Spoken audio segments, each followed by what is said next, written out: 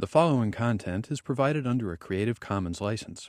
Your support will help MIT OpenCourseware continue to offer high-quality educational resources for free.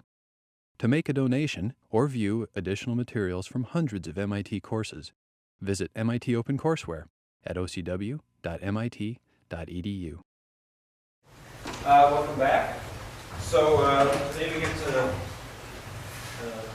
sort of finish our discussion, at least the first wave of value-based methods for trying to find optimal control policies without a model. Okay. So we started last time talking about these the Model 3 methods, and just to make sure we're all synced up here. So the big picture, right, is that we're trying to learn an optimal policy, approximate optimal policy,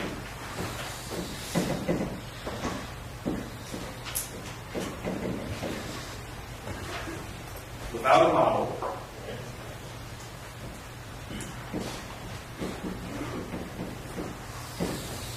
By just learning an approximate value function.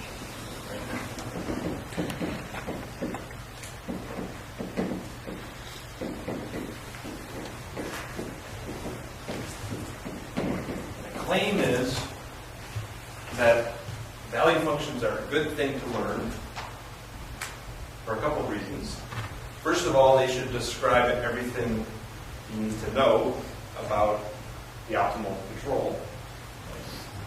Second of all, they're fairly compact. I'm going to say more about that in a minute. But if you think about it, probably the value function might actually be a simpler thing to represent than the policy, a smaller thing to represent, because it's just a scalar value over all states. Okay? And the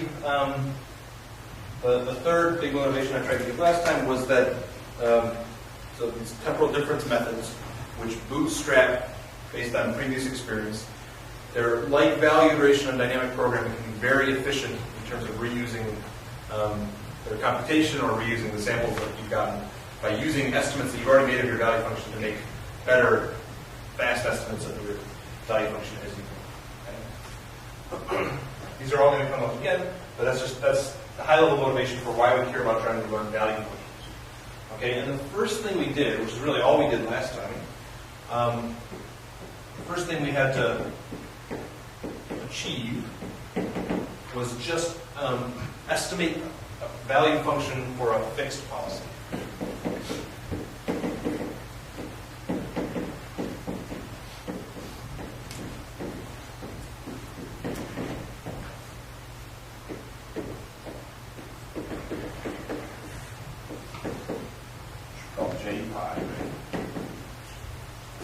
And we did it just from sample trajectories. In discrete state and action, we call them S and A, right? We take a bunch of trajectories, and you need to be able from those trajectories to try to back out J pi. And those trajectories are generated using policy pi. So I actually tried to argue that that was useful even in so if you have a robot out there that's already executing a policy, or a passive walker or something like this that doesn't have a policy, and you just want to see how well it's doing, estimated stability is one example, then you can actually, this might be enough for you. You might just try to evaluate how well that policy is doing. Right? We call that policy evaluation.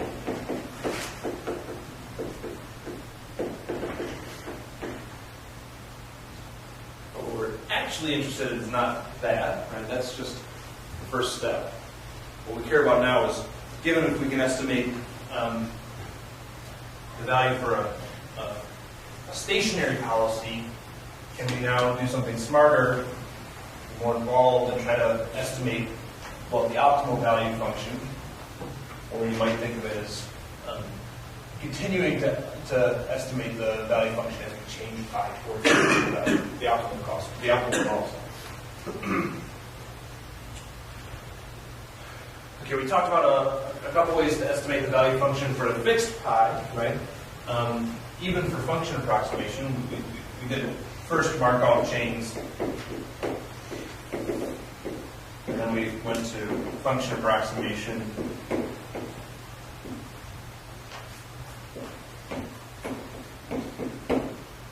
And we had convergence results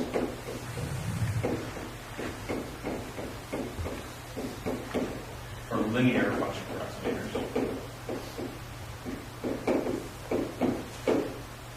And we went back and looked up. Melbourne's had a question about whether if you used lambda in your update, if it always got to the same estimate of j. I think the answer is yes, it always gets to the convergence proof has an error bound, and that error bound does depend on lambda, if you remember the discussion.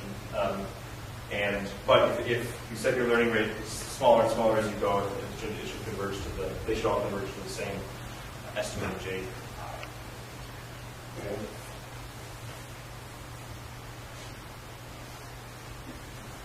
So if you think about it, learning j pi shouldn't involve any new machinery, right? If I'm just experiencing cost and I'm experiencing states and I'm trying to learn a function of cost to go given states, I should just be able to do a least squares function. It's just a standard function approximation task.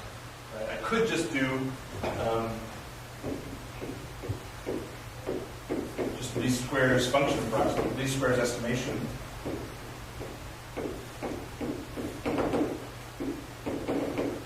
And what we call the Monte Carlo error. Just run a bunch of trials, figure out estimates of what the cost to go was at every time, and then just do least squares estimation. The machinery we developed last time was because it's actually a lot faster to use these bootstrapping algorithms. I'm glad it's much faster than that's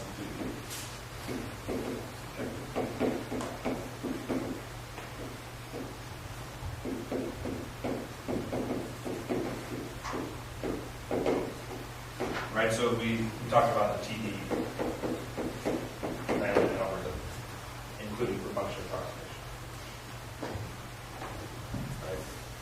And the only reason we had to develop any new machinery is because we wanted to be able to essentially do that least squares estimation, but we wanted to reuse our current estimate as we build up the estimate.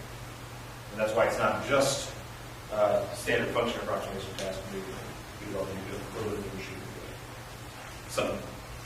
New machinery presented. Okay. So that's the simple policy evaluation story. Now the question is, how do we use the ability to do policy evaluation to get towards a more optimal policy? Okay. So today, given we can do policy evaluation,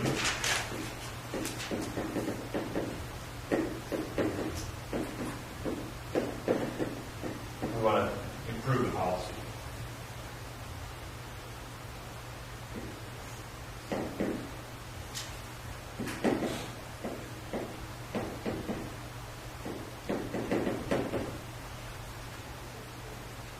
The idea is the first idea you have to have is very, very simple.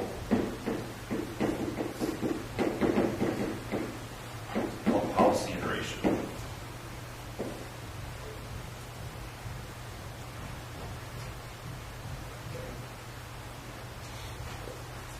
So given I start off with some initial guess for a policy, right? And I run it for a little while, I could do policy evaluation until I'm converged on a nice estimate to get j pi 1. And now I'd like to take j pi 1, my estimate, and come up with a new pi 2. We've talked about how the value function infers a policy. And if I repeat and I do it properly, then all goes well. I should find myself it's always increasing in performance, we can show that, and I should find myself eventually at the optimal policy and optimal value function, right?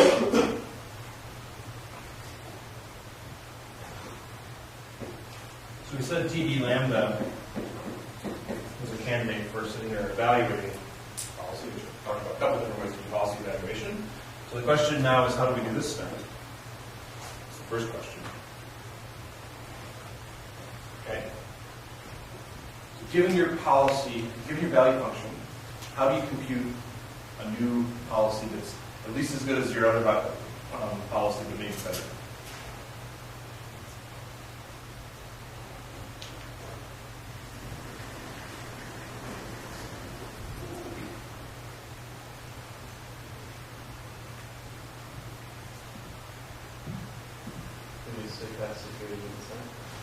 Do something like stochastic gradient. So you have to be careful with stochastic gradient to make sure it's always going down and things like that.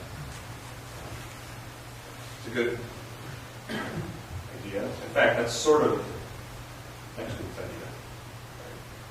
We combine stochastic gradient set and evaluation to do acrocritic. But there's a simpler sort of idea. I guess it requires, I didn't even think about this when I was making the notes, but I guess it requires an observation that,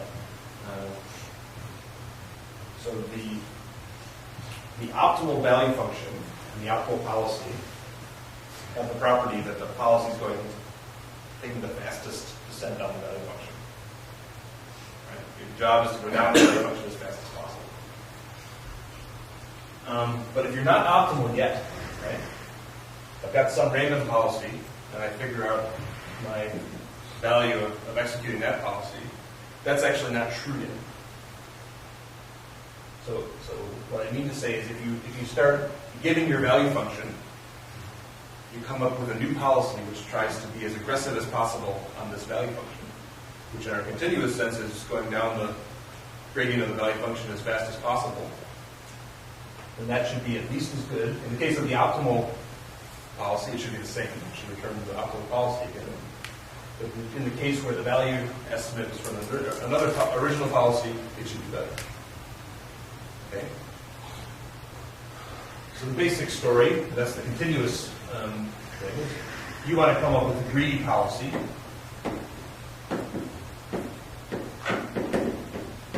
That moves down, that does the best it can with this J pop. Okay?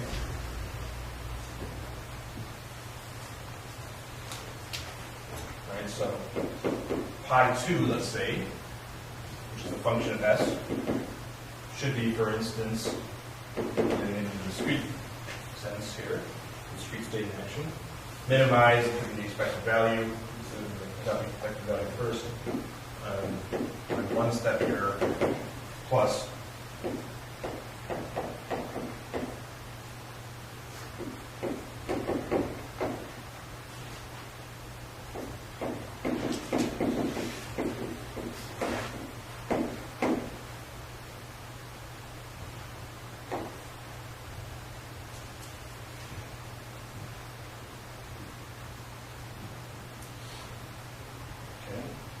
so I've got the cost that I incur here, plus the long-term cost here. I want to pick the new mid over A. The best thing I can do, given that estimate of the value function, right? And that's going to give me a new policy, actually, I2, which is greedy with respect to this estimate of the value function.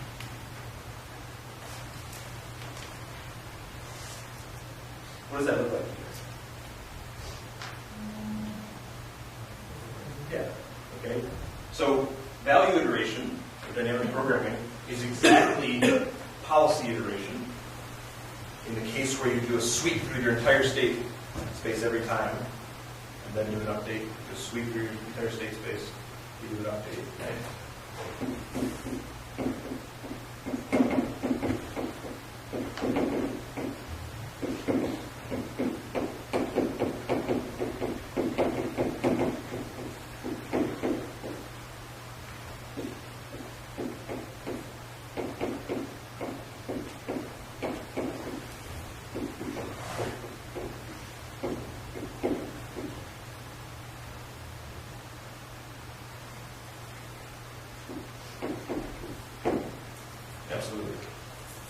but it's a more general idea than just value iteration.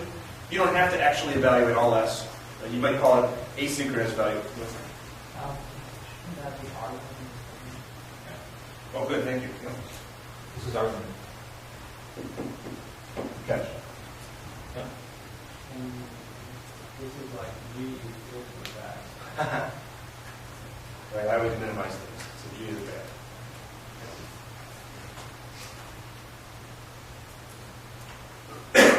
Although I don't promise that I will never make a mistake with the sign because I try to use reinforcement notation with costs.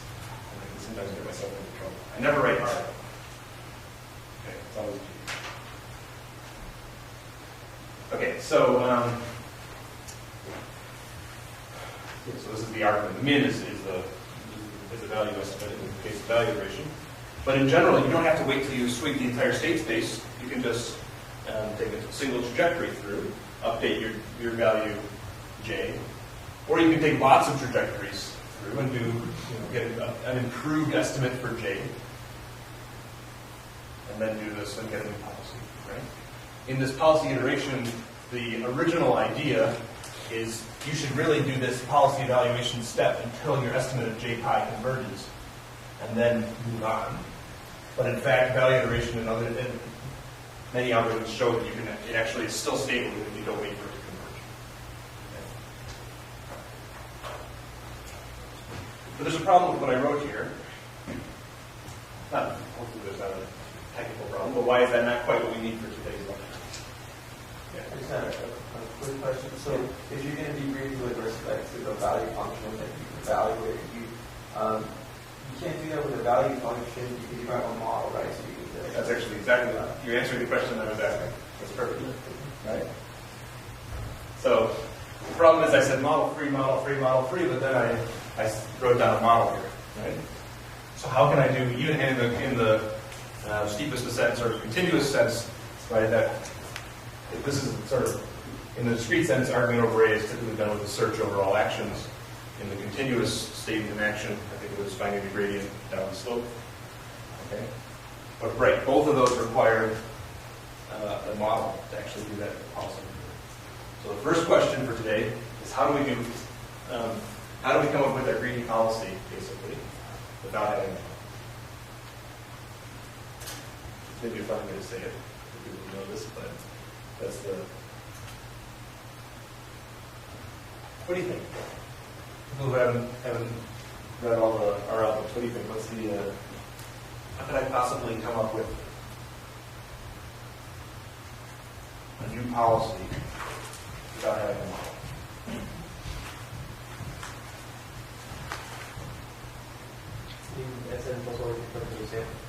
Good. You could sample. You could start. You could do some local search to come up with.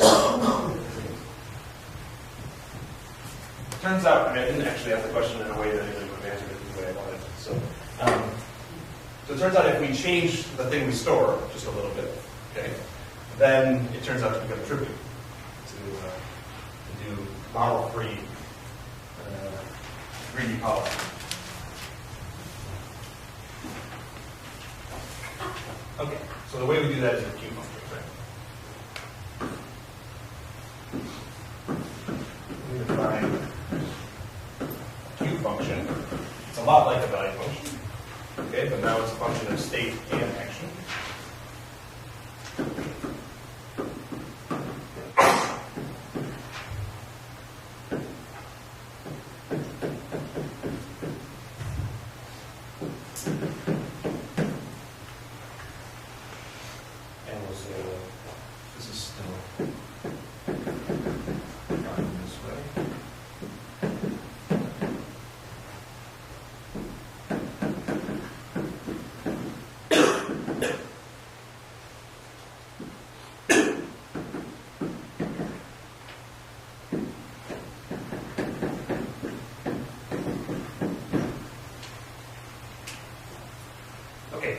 So what's a Q function?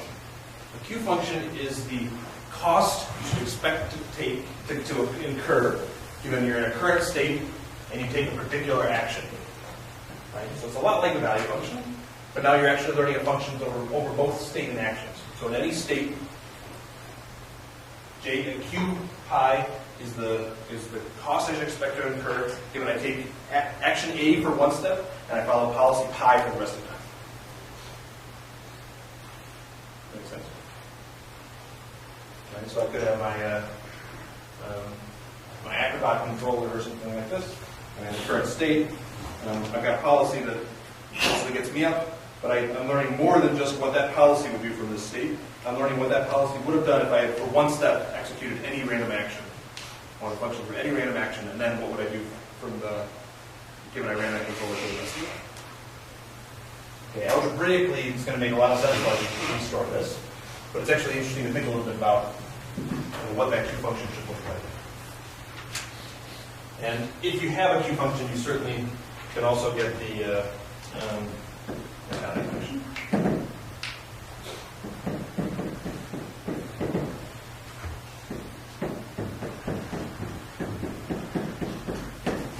Because you can look up for a given pi what action that policy would have taken. You can always pull out your current value function from Q. But you can also create a simple relationship here with the output. Oops, see, I listed number A.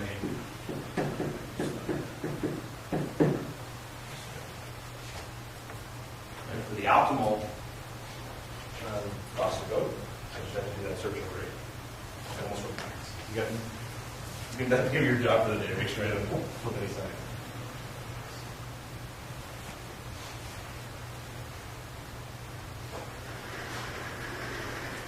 Okay, we're roboticists in this room. What does it mean to learn a Q function? What are the implications of learning a Q function, right? Well, I guess I didn't say so. So given the Q function, pi s is trivial now. Having a Q function makes action selection easy.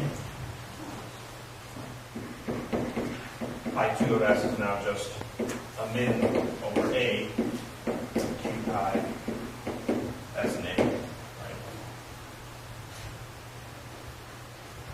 Where Q pi was decided with pi 1.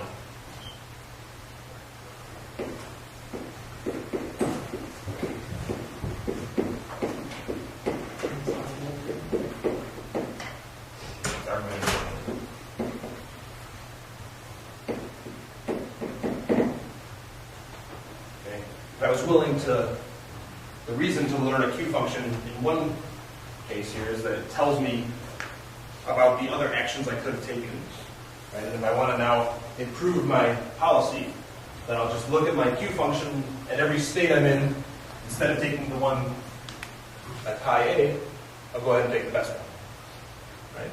If pi 1 was optimal, then I'll just get back the same policy. But if pi 1 wasn't optimal, then I'll get back something different. Give it my current estimate of Q. Okay. Well, what does it mean to learn Q? And this is actually all you need to learn to do model-free value learning to an optimal policy. That's actually really big. Okay? So, it's a little bit more to learn than learning a value function, right? So,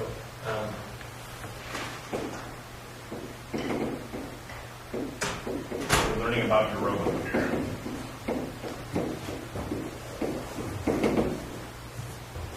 Right? If I had to learn J pi, how big is that? So I'm going to say I've got n-dimensional states.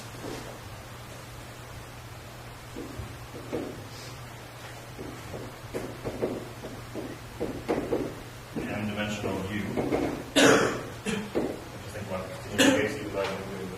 If I have to learn J pi, how big is that? What's that function mapping from?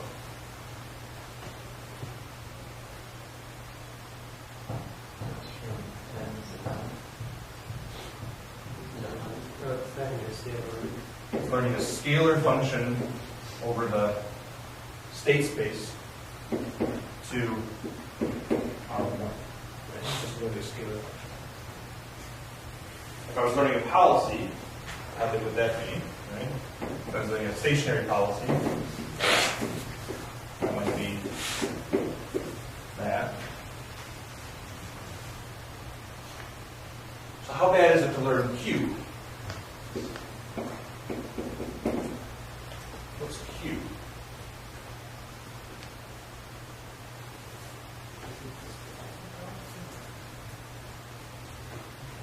Let's keep a deterministic policy for now.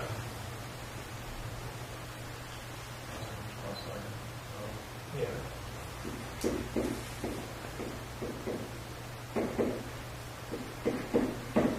Now I've suddenly got to learn something over. Sorry, pause it. Yeah.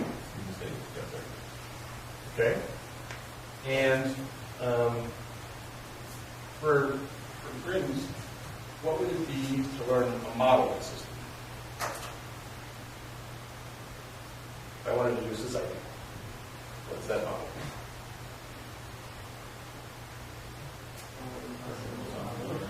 Yeah, right.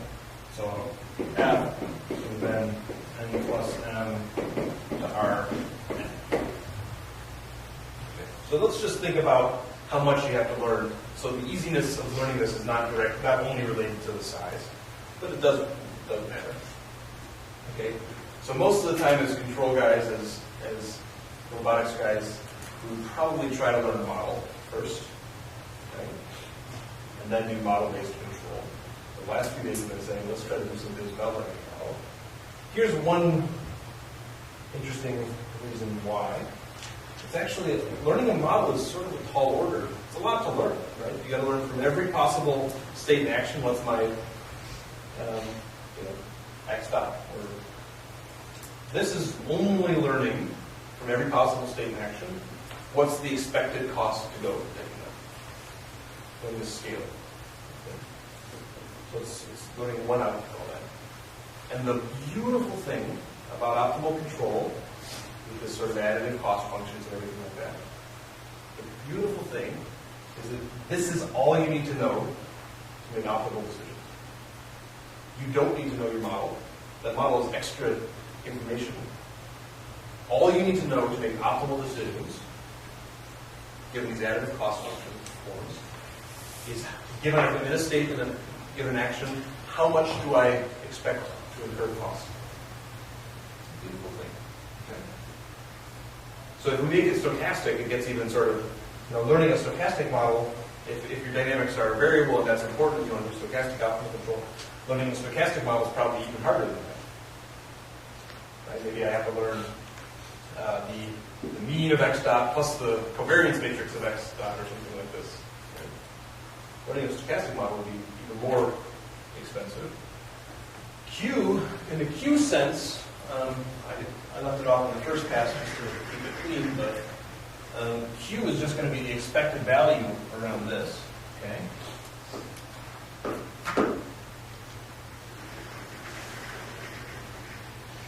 So Q is always going to be a scale, even in the stochastic optimal control sense. So maybe this is the biggest point of optimal control, honestly. Optimal control related to learning is that if you're willing to do these additive expected value optimization problems, which I think we've seen lots of interesting problems that fall into that category, then all you need to know to make decisions is to build the value function, the Q function here. Right? The expected value of future penalties. And for everything else away, it doesn't matter. Okay? Important point. Now, just to soften it a little bit, in practice, that you might not get away with really that, right? If you have to somehow build an observer to do state estimation or estimate Q, or you've got, there might be other reasons floating around in your robot that might require you to learn this. Okay? But in a pure sense, that's really what you need to know. Okay? Yeah. Did you put X and U? Should that be S and Right. We could have. I could have said n is the number of states. I just meant it should be S and A. Right? I wrote the dimension of x, and I called it r, n, and m. That's what I meant. If you want to make an analogy back here, that it would actually be just the number of elements in S and A. But I wanted to sort of be a roboticist to make it for a little bit. Okay. This is just the computer scientist that did this for. But it does make things easier, so that's easy. Okay, so I meant to do it.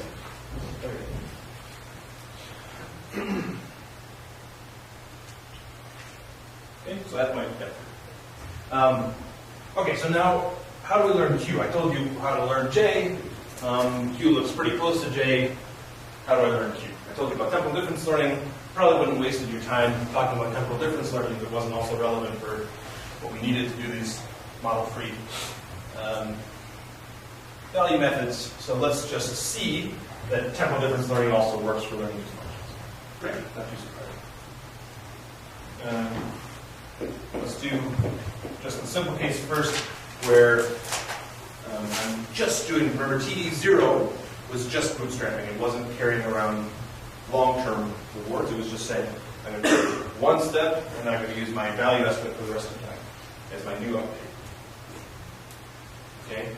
And I'll go ahead, since we talked about last time how the function approximator case can reduce to the Markov chain case. Let's just do it like this.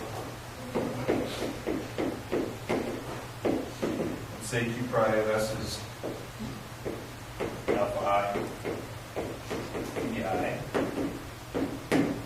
Linear function approximators, or vector case, alpha T, B, say. Okay, then the TD lambda update is going to be, TD 0 update is just going to be alpha plus gamma.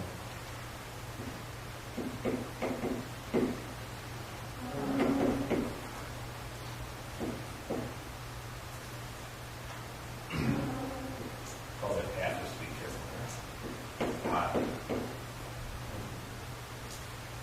S.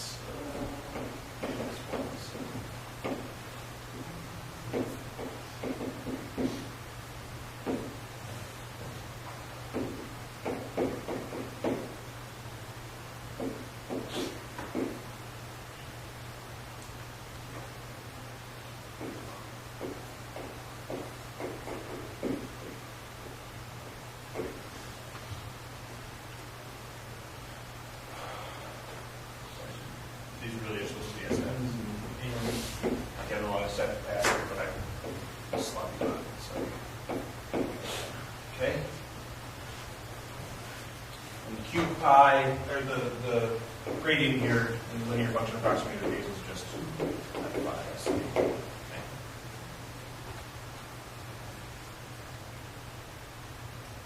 So if you look back in your notes, that's exactly what we had before, where this used to be J, right? We're going to use as our new update, we're going to say that our new estimate for J is basically the one-step cost plus the long-term look-ahead. AN plus 1 in the case of doing on-policy, if I'm just trying to do policy evaluation, is going to be pi. We'll use that one-step prediction minus my current prediction. I'm going to try to make that go to 0. And in order to do it in a function approximator sense, that means multiplying that error, the temporal difference error, by your gradient. And that does something like gradients on your temporal difference cost. But not exactly, because it's this whole recursive dependence thing. People get why. People get that it's not quite 80% of this.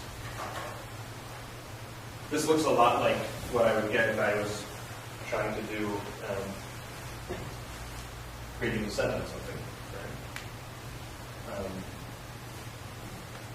But only in the case of TD1 would it actually gradient descent. But normally if I have a y minus f of x, I'm trying to do the gradient with respect to this. I'm going to minimize this And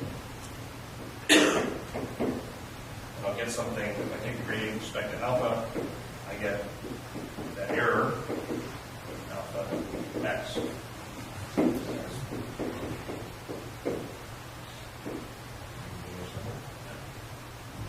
is what we've got here. This is our error. If we assume that this is just my desired, and this is my actual, and this is gradient descent. That's not quite that because this depends on alpha. These all depend on alpha. So by virtue of having this one in the alpha, it's not exactly a gradient descent algorithm. But it still works. People prove that it works. Is that okay? And actually, in the case where TD is 1, these things actually go through and cancel each other out to the point where it is a gradient descent algorithm. But I want you to see, this is my error. I'm trying to make Q and my current state in action look like my one-step cost plus Q of my next state in action. And I'm going to do that by multiplying my error by my gradient. And the gradient descent kind of idea. Okay, you can still do TD lambda if you like also on Q functions.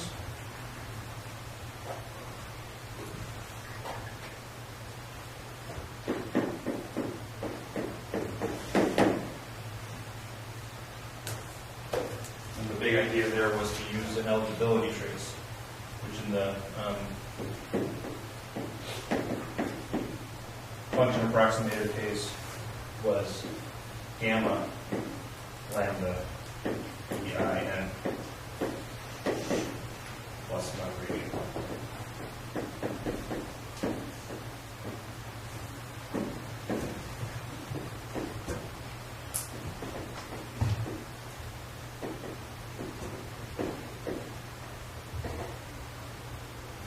Okay, and then my update is same thing. This is my big temporal difference here, and instead of multiplying by the gradient, eligibility trace. And magically, through an algebraic trick, that remembering the gradient computes the bootstrapping case when lambda is 0, the Monte Carlo case when lambda is 1, and something in between when lambda is 0.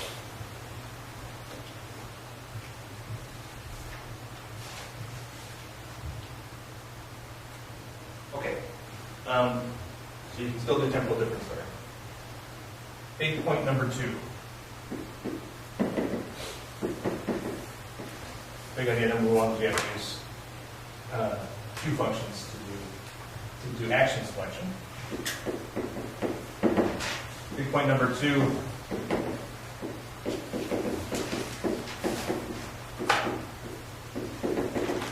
Is off policy evaluation. So once we start using Q, we can do this trick that I mentioned the first day we were doing value methods, and that is to execute policy pi 1, but learn Q pi 2.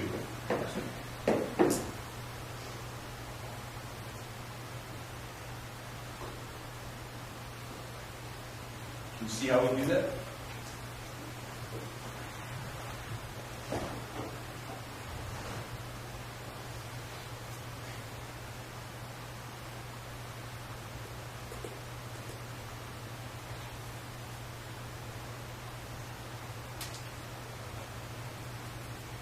By virtue of having this extra dimension, we know we're learning not only what happens when I take policy pi from state S.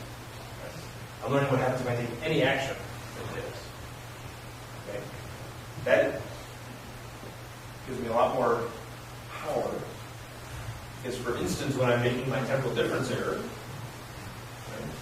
I don't need to necessarily use my one-step prediction as the current policy. Right? I can just look up what would policy 2 have done?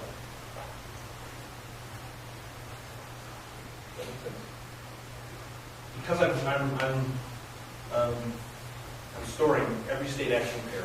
It's more to learn, it's more work, but it means I can say, I'd like my new Q pi 2 to be the one-step cost I got from taking A, plus the long-term cost of taking policy pi 2. And then all the same equations play out, and you get an estimate for policy 2. Does it count like? Yeah. Does it count more than the first step of policy 2, and then like take the cost to go with policy 1, or does it somehow? So I can't switch. Well, we'll talk about whether you can switch halfway through. But once if I commit to learning Q pi 2, right, then actually this whole thing is built up of experience of executing policies 2, even though I've only generated sample paths with policy 1. Okay, so it's a completely consistent estimator of Q pi 2. Right? If I halfway through decided I wanted to start evaluating pi 3, then I'm going to have to wait for those cancel out or play some tricks to do that. But it actually recursively builds up to be an estimator of pi 2. Can I ask a question? Of course. If you have that operated right over there, and you want to minimize the function like that, we can substitute y. Start with this. Okay. We can substitute y by g plus gamma next to, right? Yeah. And then take the derivative. Yes. Why don't we do that? So why isn't it true gradient descent? That's exactly what I proposed you do. But the only problem is this isn't what we have. Right? What we actually have is this. Right? Which means this is not a true gradient. I also have a term for partial y partial. So that's what I'm suggesting. So instead of y alpha, we can actually put g plus gamma, the approximation of y. So this g plus gamma q is a better approximation for y, right?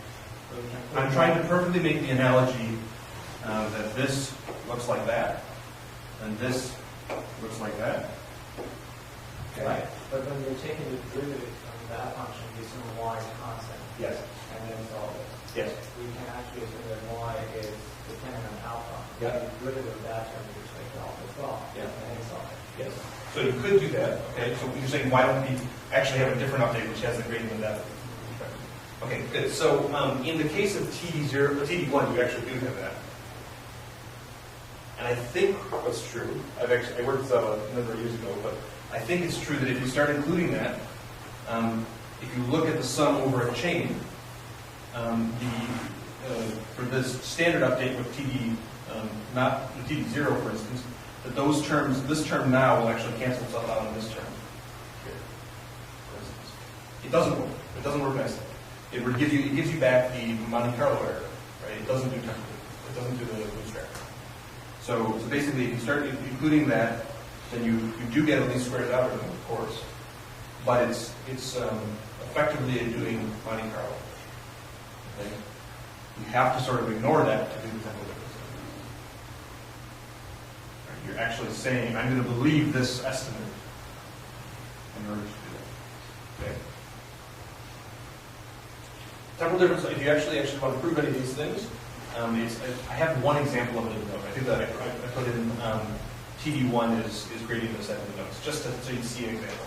The rule of the game in temporal difference sorting derivations and proofs is you start expanding these sums, and terms from time n and terms from time n plus 1 cancel each other out in a major way, and you're left with something much more compact. That's why we call it the algebraic trick, why these things work.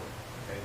But because these are not random samples drawn one at a time, they're actually trajectories that relate to each other, that's why they make them more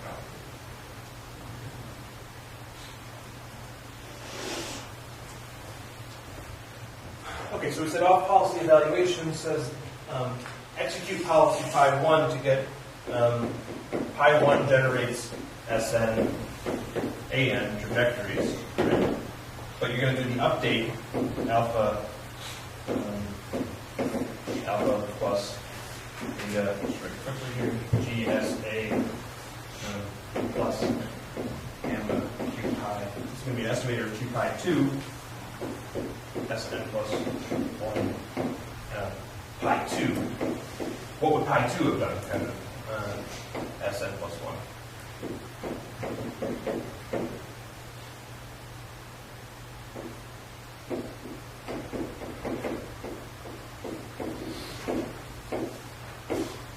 In general, multiply by eligible choice. All right, so that's a good trick. That's a really, really nice trick. Let's learn about policy 1 or policy 2 while we execute policy 1. Okay, so what policy 2 should we learn about?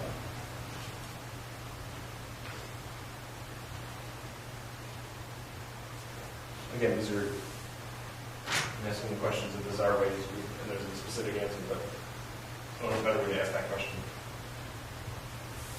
Our ultimate goal is to not to learn about some arbitrary pi 2. I want to learn about the optimal policy, right? I don't have the optimal policy, but I have an estimate of it. So actually a perfectly reasonable update to do, and the way you might describe it is, let's execute, I'm putting it in quotes because it's not entirely accurate, but it's the right idea. Execute policy 1, to learn about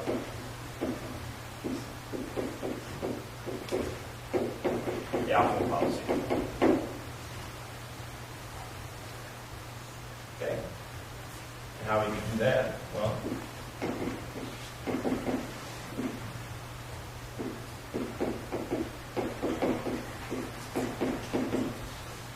now I'm shorthanded Q star here. Estimate of Q star is SN plus 1.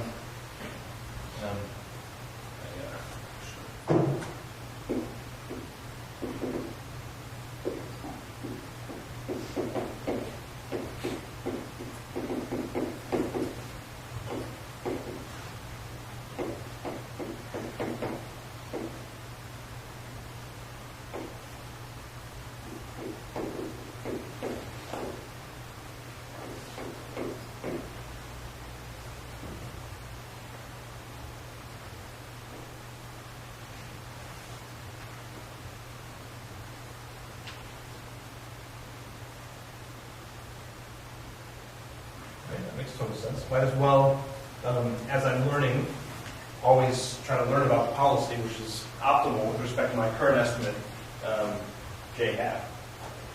And this algorithm is called Q-learning.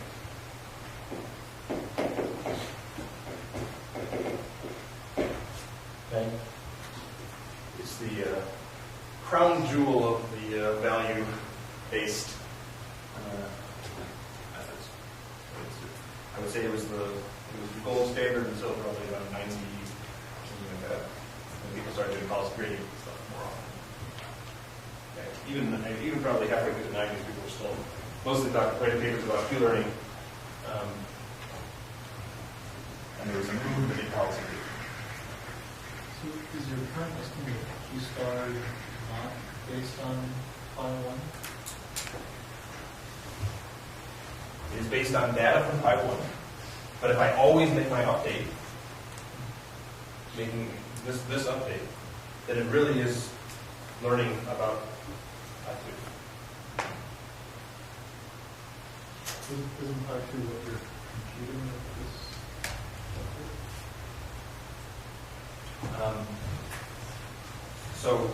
Okay, good. So there's a couple ways that I can do this. So in the simple policy iteration, you evaluate for a long time, and then you make an update. You evaluate for a long time, you make an update.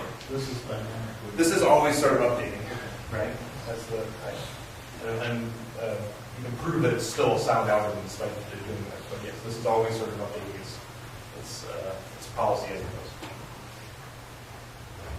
Compared to this, which is more of the learn about pi 2 for a while, stop. Pi 3 for a while, stop. He's just trying to go straight through pi.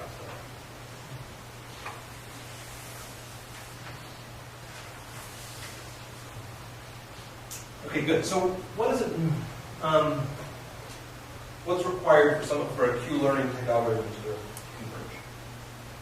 So if even for this algorithm to converge, in order for pi 1 to really teach me everything there is to know about pi 2, there's some important feature, which is that pi 1 and pi 2 had better pick same actions with some low probability. Okay. So off policy works. Let's just even think about, I'll even restrict my discussion first in the discrete state, discrete action, the Markov, the MDP formulation.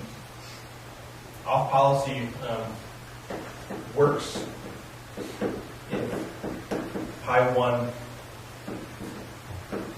takes, in general, all state action pairs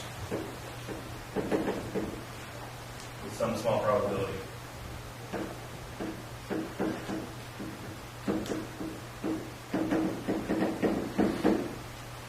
Right, if pi 2 took action 3 in state 1 and pi 1 never did, there's no way I'm going to learn really what pi 2 is all about.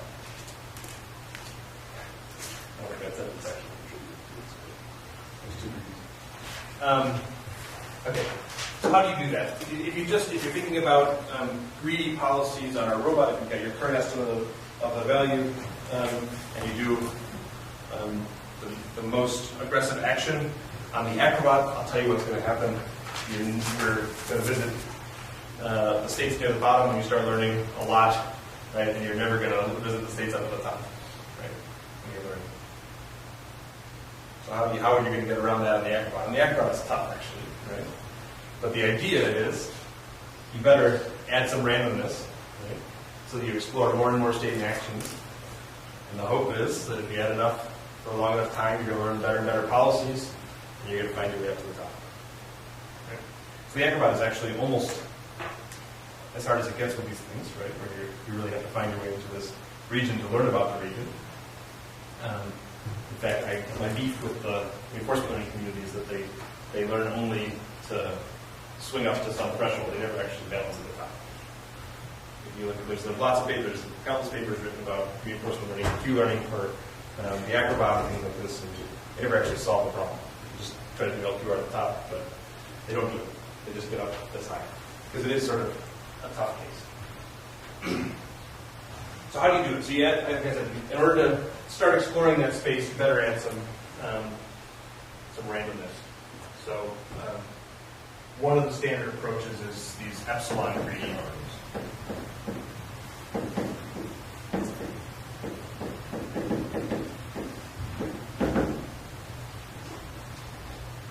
So I said, let's make pi 2 exactly the minimizing thing. That's true, but if you execute that, you're probably going to get stuck in it, right? Much better to execute a policy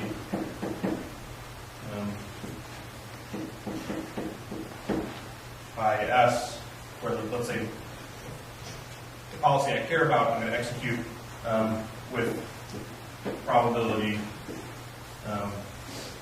Sort of flip a coin if pull a random number between 0 and 1. If it's greater than epsilon, then go ahead and execute the policy you were trying to learn about, but execute some random action.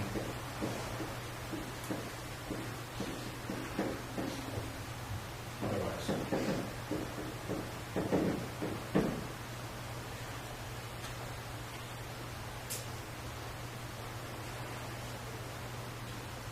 Okay, so every time I say every DT, I'm going to flip a coin. If it, well, not a coin, 100-sided coin. The 100 to 0 to 1, a continuous thing. If it comes out less than epsilon, I'm going to do a random action. Just forget about my current policy. Pick a random action. The uniform distribution over actions. Otherwise, I'll take the action from my policy. Okay? And by virtue of having this off policy learning things, I can still learn about pi2 even if I'm taking this pi epsilon. But I have the advantage of exploring all the state actions. Good. Missing a page.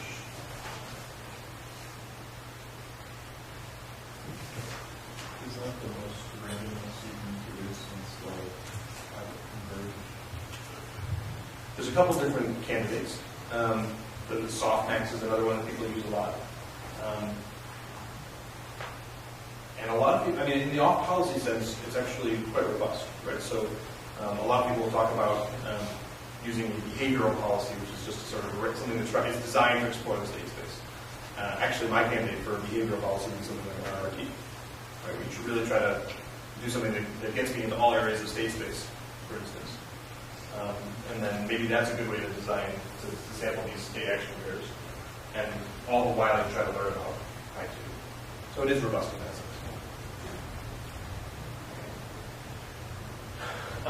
When I say works here, I have to be a little careful. This is only for the MVP case that's really guaranteed to work. There's more recent work doing off-policy and function approximators. And you can do that.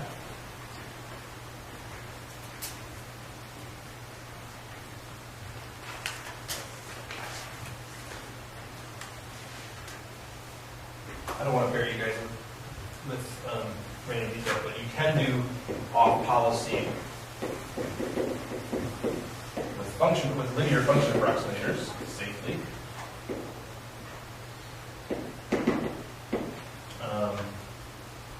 Using an importance sampling.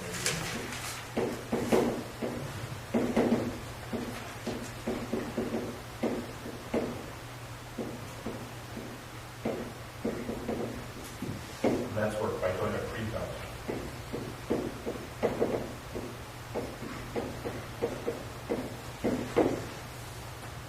The basic idea is you have to, if your policy is changing, like these things, if it's changing over time, you better weight your updates based on the relative.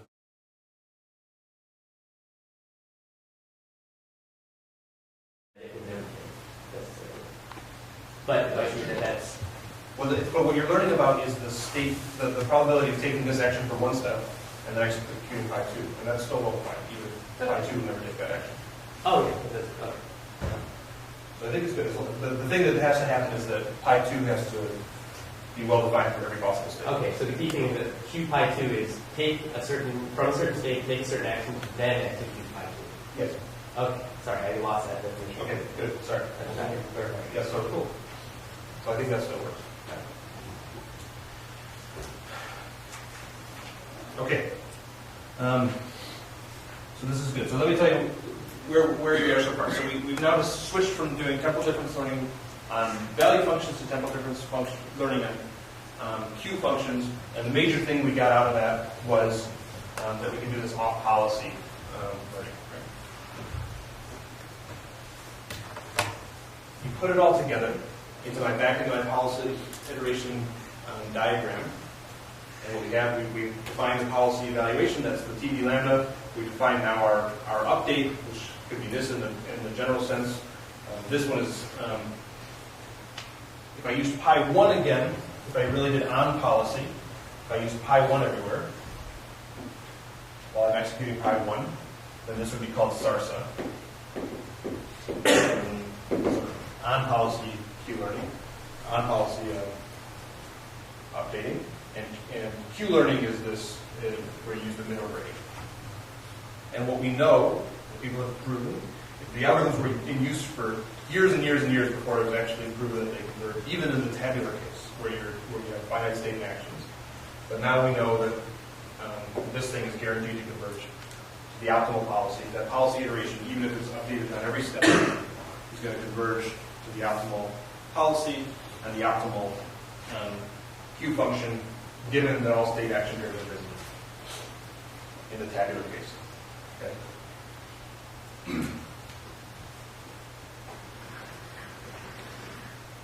If we go to function approximation,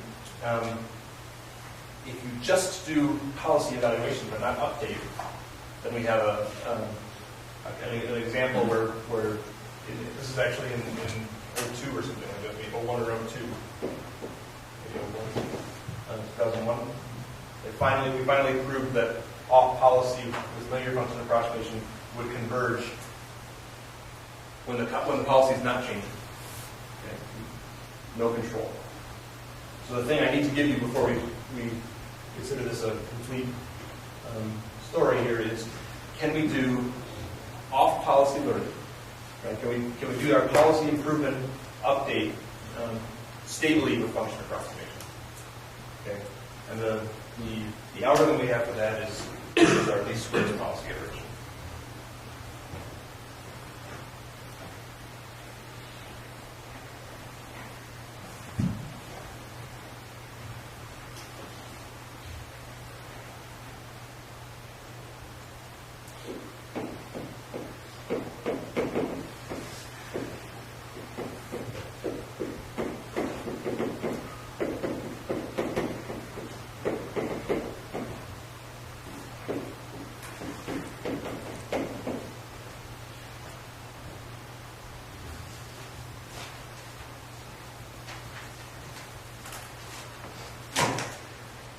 Remember least squares temporal difference theorem? Right. Sort of. The idea was that if we look at the stationary update, maybe I should write one again.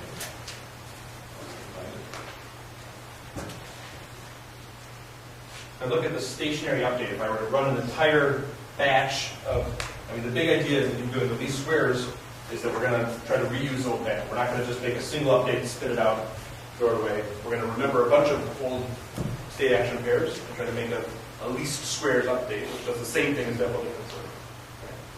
In the Monte Carlo sense, it's easy, it's just function approximation. But with this TD term floating around, it's harder. So we have to come up with least squares temporal difference theorem. And in the LSTD case, the story was we could build up a matrix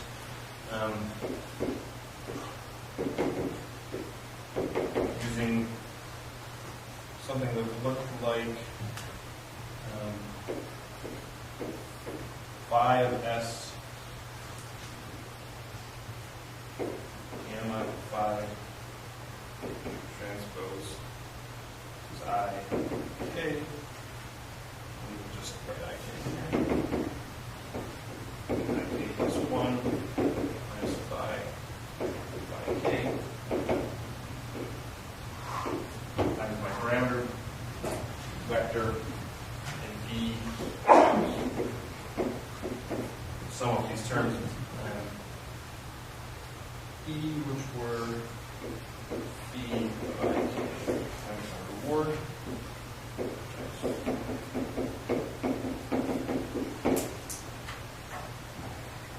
And if I did this least square solution, or I invert that carefully with SVD or something like that, then what I get out is the jumps immediately to a steady state solution of TD lambda.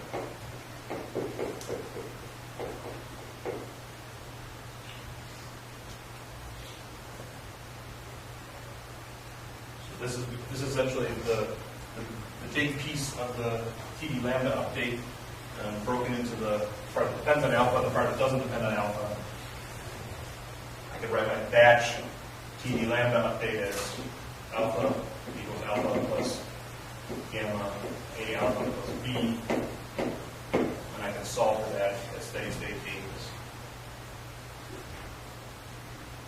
All right, so least squares policy, least squares temporal difference learning is about reusing lots of trajectories to make a single update that was going to jump right to the case where the temporal difference learning would have gotten through, we just replayed it a bunch of times. Now the question is, the policy is going to be moving while we're doing this. So how can we do this sort of least squares method to do a policy iteration?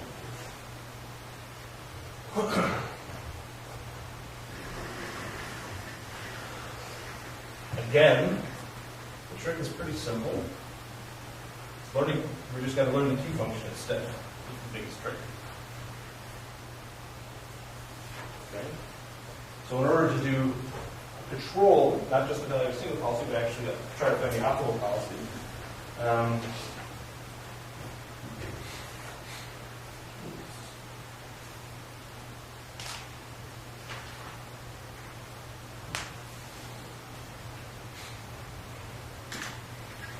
First thing we have to do is figure out how to do LSTD on a Q function. Okay. And it turns out it's no harder. Yeah. The ideas. It turns out if you keep along a matrix in exactly the same form as we did in least squares temporal difference learning, but now we do everything with functions of S and T.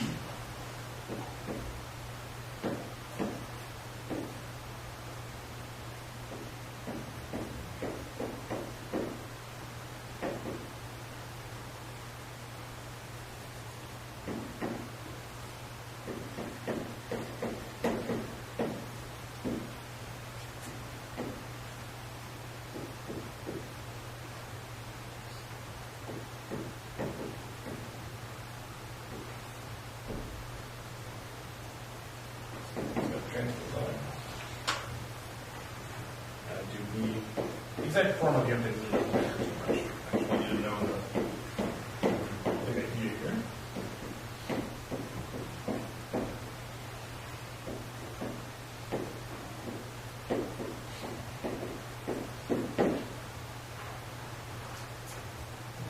Gamma is A inverse B. This whole time we're representing our Q function. So Q hat, SA is now combination of nonlinear basis functions on S and A.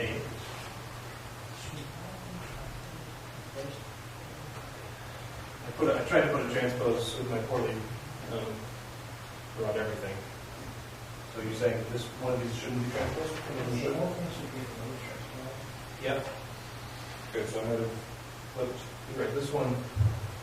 I wrote this whole update as the transpose of the other of what I just wrote earlier.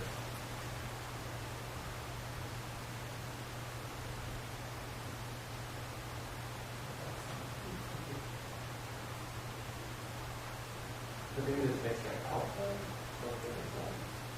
with A plus B stuff. Yep, and there's an alpha. Sorry. Thank you. Well, actually, it's the alpha is really not there. It's A times alpha is what makes the update. Yeah, so that is actually close. This is the one I did. Okay, good. So it turns out you can learn a Q function just like you can learn a value function with storing up these matrices, which are what TD learning would have done in a batch sense. Okay. And then just making a one-step shot to get directly to the solution for temporal difference on the Q function. And again, I put in here S prime. And I left this a little bit ambiguous. So I can evaluate any policy by just putting in that policy in here and doing the replay.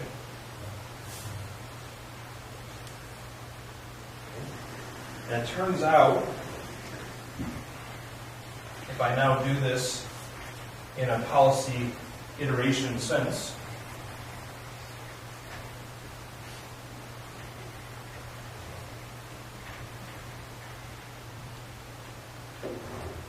LSPI, least first policy iteration. Basically, we start off with an initial guess. We do LSTBQ to get Q prime, and then you repeat. Yeah. Then this thing, that's enough to get you to converges Be careful about how it converges. It converges with some error bound.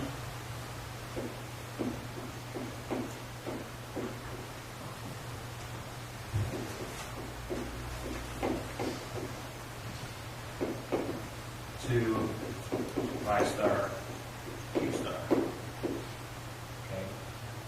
The error bound depends on a couple of the parameters. So technically it could get close to your solution and oscillate or something like that. But it's a pretty strong convergence result for policy improvement with a value, with an approximate value function. Okay. In the pure sense, it is, you should run this for a while until you get a good estimate through LSTD and get to your new Q pi. But by virtue of using Q functions, when you do switch to your new policy, pi 2, let's say, you don't have to throw away all your old data. You just take your old tapes and actually regenerate A and B as if you had played out those old tapes, as if you had seen the old tapes executing the new policy. And you can reuse all your old data and make an efficient update to get Q pi in the second step. Okay.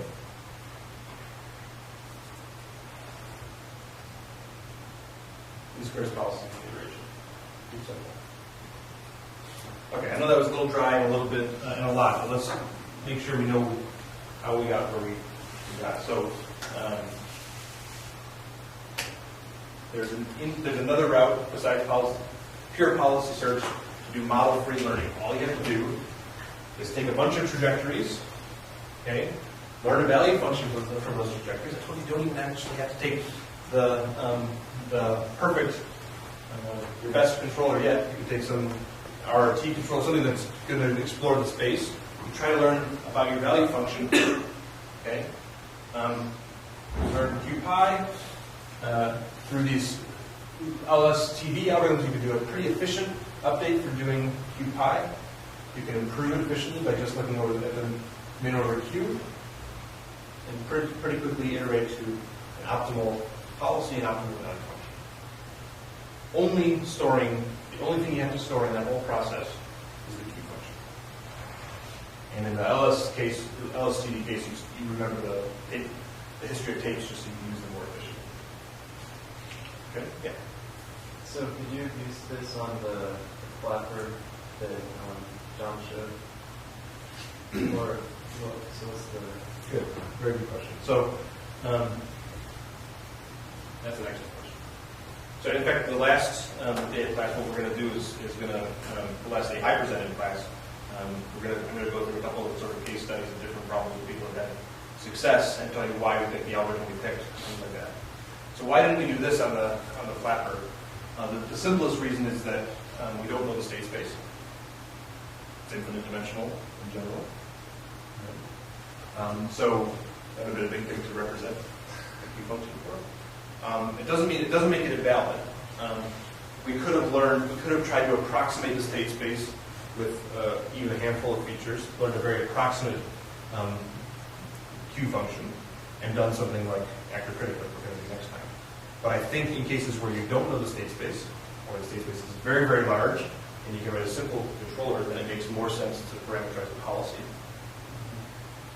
It really goes down to that game, the accounting game, in some ways, of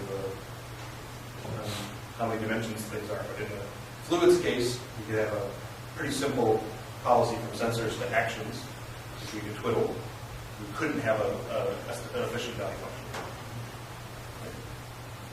Now, there are other cases where the opposite is true. The opposite is true, where you have a small state space, let's say, but the resulting policies would require a lot of features to parameterize. Right? But I think in general, the strength of these algorithms is that they are efficient with reusing data. The weakness is that, the weakness a few years ago would have been that they blow up all the time, but algorithms have gotten better to the point where we have some convergence guarantees. Not the general thing. I never told you that it converges if you have a nonlinear function approximator. we'd love to have that result in domain. We've been working on it for a while. But if in linear function approximation sense, we have those. But there's a lot of success stories with this. These are the kind of algorithms that were used to play backgammon, right? There are examples that have been working on things like the acrobat. But the domains that I care about most in my lab, we tend to do